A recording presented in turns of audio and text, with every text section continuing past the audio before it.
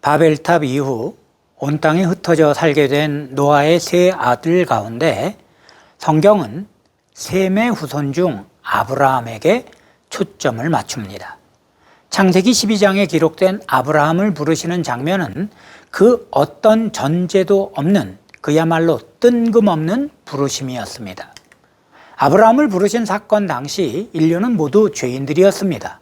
그러니까 창세기 11장까지의 원 역사를 보면 타락하여 에덴에서 쫓겨나는 심판을 받은 인류가 번성하는 과정에서 죄가 심해지자 하나님께서는 다시 대홍수를 통해 심판하셨고, 거기서 살아남은 노아와 그 세 아들의 자손들 역시 바벨탑을 지음으로 다시 하나님의 심판을 받는 이야기가 기록되어 있죠.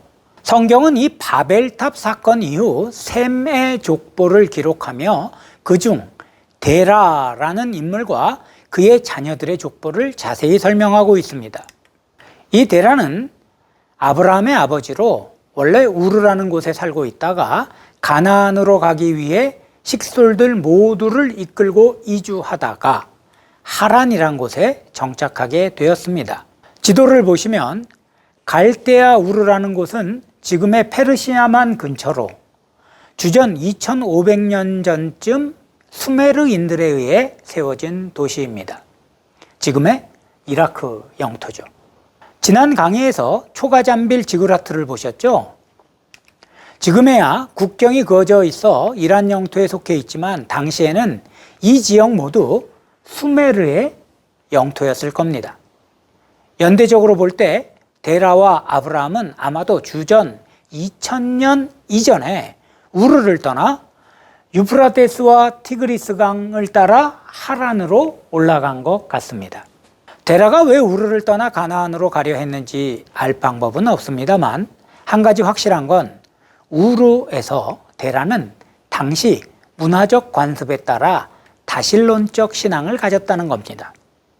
여호수아 24장에 기록된 여호수아의 마지막 유언 부분엔 이런 말씀이 있죠.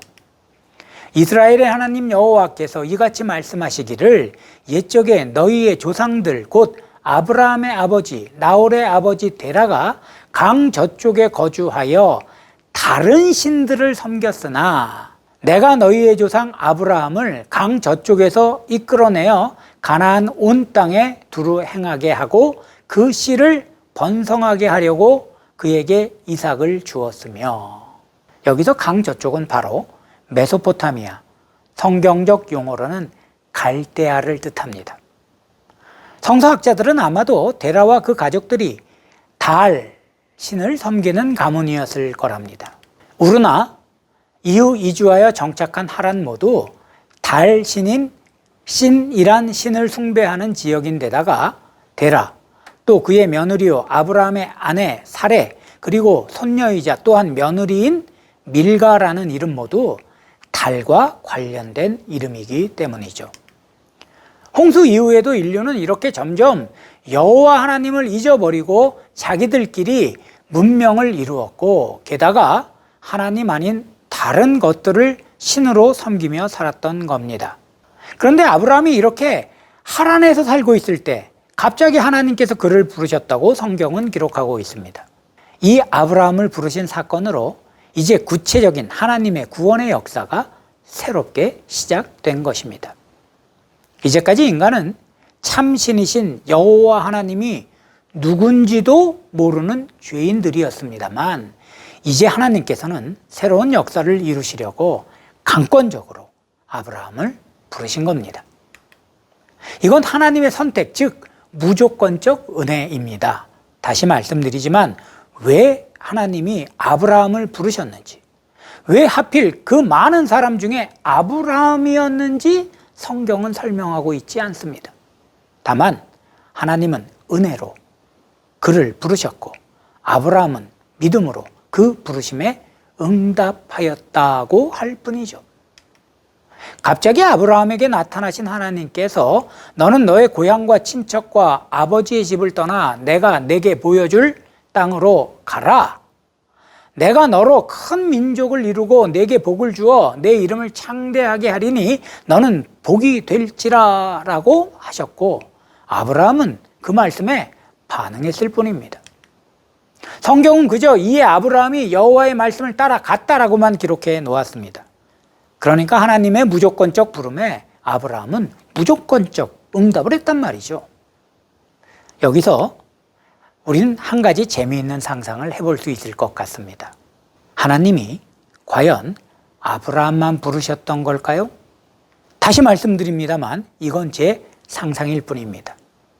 혹시 하나님께서는 아브라함 말고 다른 사람도 부르신 건 아닐까요? 그런데 다른 사람들은 아무도 하나님 부르심에 응답하지 않았던 건 아닐까 말이죠. 도대체 뭐라도 보여주고 가라고 해야지 지시한 땅도 아니고 지시할 땅으로 가라니 이건 일단 떠나고 나면 알려주겠다는 거 아닙니까? 그래서 저는 이런 상상을 해봅니다. 하나님께서 아브라함만 부르신 게 아니라 김브라함, 이브라함, 박브라함 등등 부르신 여러 사람 중에 응답한 건 혹시 아브라함 하나가 아니었을까 하는 상상 말입니다. 그리고 이렇게 응답한 아브라함이 위대한 신앙의 선조가 된 건 아닐까요? 제가 이런 상상을 하는 건 당시 상황에선 아브라함이 하란을 떠나는 게 보통 일이 아니었기 때문입니다. 이 사진은 제가 하란을 방문하여 찍은 사진입니다. 물론 이 유적은 아브라함 시대의 유적이 아니라 로마 시대 이후의 유적입니다만 발견된 유물들을 통해 밝혀진 바로는 이미 주전 2000년 전부터 2만 명 이상이 모여 사는 도시를 형성하였답니다. 그러니까 아브라함은 이 도시에 살던 일명 도시남일 가능성이 큰 거죠. 지금은 터키 샨리 우르파주에 속해 있는 이곳은 이슬람을 믿는 사람들에겐 매우 신성한 곳입니다. 그들은 아브라함이 우르에서 태어난 게 아니라 이 샨리 우르파에 있는 한 동굴에서 태어났다고 믿기 때문이죠. 바로 이 동굴에서 태어났답니다. 그래서 그 주변을 공원으로 만들어 놓고 거기 연못에서 자라는 고기조차 절대로 잡지 않죠. 심지어 욥이 시험당하던 곳도 여기랍니다. 바로 이 동굴이라죠. 동굴을 되게 좋아합니다. 그래서 우르파는 선지자들의 도시라는 뜻이랍니다. 아무튼 이 샨리 우르파라는 도시에서 조금 떨어진 곳에 있는 하란은 지금은 그저 고대 유적지를 중심으로 관광객들을 상대하는 아주 작은 동네로 남아있지만 당시에는 비옥한 초승달 지대의 가장 북쪽에 자리 잡은 도시로 물류가 교역되는 중요한 지점이었습니다. 게다가 땅도 비옥하여 풍부한 농산물의 산지이기도 하였기에 요즘으로 치면 금싸라기 같은 땅이었죠. 위성사진으로 보시면 하란이 이렇게 농경지로 둘러싸여 있는 걸 볼 수 있습니다. 물론 아브라함 당시에도 지금과 같이 농경지 개경이 이루어진 건 아닐지라도 아무튼 하란은 지형상 농사를 지을 수 있는 평원 한가운데 있었던 성읍이었던 거죠. 그러니 당연히 도시가 발전할 수밖에 없었을 겁니다. 교역과 농사로 물류가 풍부한 땅이었으니 말이죠. 그렇다면 아브라함은 거기서 몇 년이나 살았던 걸까요? 성경엔 그런 기록이 없으나 창세기 11장에 기록된 족보와 나이를 통해 일종의 1차 방정식을 풀면 알 수 있습니다. 일단 아브라함의 아버지 데라는 아브라함을 70세에 낳았다고 합니다. 꽤 많은 나이죠. 창세기 연대기를 보면 인간의 죄가 만연해지면서 나이가 점점 줄어드는 것으로 기록되어 있습니다. 이는 창세기의 신학이 반영된 것이지만 아무튼 기록된 나이를 그대로 반영하여 생각해 보면 데라가 205세에 죽었으니 아브라함을 낳은 후 135년을 더 산 거죠. 여기서 아브라함이 하란을 떠난 나이 75세를 빼면 아브라함이 우르에서 60년을 살다가 그곳을 떠났다는 걸 알 수 있습니다. 그러니까 60세에 우르를 떠나 하란에 정착했다고 했을 때 정착 후 15년 만에 아브라함은 하란에서 여호와께서 지시할 땅으로 무작정 떠난 것이죠. 앞에서 왜 떠났는지 그 이유를 알 수 없다고 했는데 그러나 이 역시 하나님께서 아브라함에게 하신 말씀을 역으로 생각해 보면 어느 정도 눈치챌 수 있을 듯 합니다. 하나님은 너의 고향과 친척과 아버지의 집을 떠나 내가 네게 보여줄 땅으로 가라라고 하셨습니다. 사람이 이룬 것들, 메소포타미아 문명의 혜택과 하란의 풍성한 물질, 그리고 그 가운데 자리 잡고 살던 그의 가문의 영향력을 의지하지 말고 하나님만을 의지해야 할 곳으로 하나님은 그를 부르셨고 아브라함은 그 말씀에 순종했던 것이죠.